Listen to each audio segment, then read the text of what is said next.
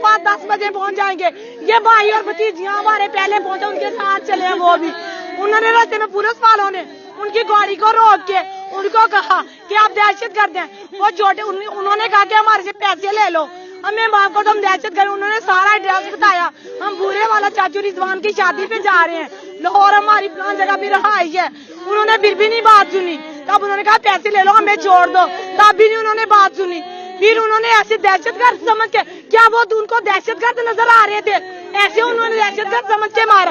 हमें इंसान चाहिए, हमारा भाई और भाभी और भतीजे को साबित कदम जहाँ पे ला के दे, या पुलिस वालों से हमारी ये इल्तिजा है कि हमें उनके पास लेके जाए, वहाँ पे जाके मैं उन कुत्ती के बच्चों को बताऊं क्या ये मुसलमान है, ये हमारा दीन ये कह रहा है कि हमको ऐसे इंसाफ दिए जाए। अगर हमें इंसाफ नहीं मिलेगा हम माफ नहीं करेंगे। ए मुसलमान भाइयों सुन लो, आज भी हम नहीं माफ करेंगे। क़यामत के रोज हुजूर पाक की बारगाह में हम जाके ये बदला लेंगे अगर हमें दुनिया में ना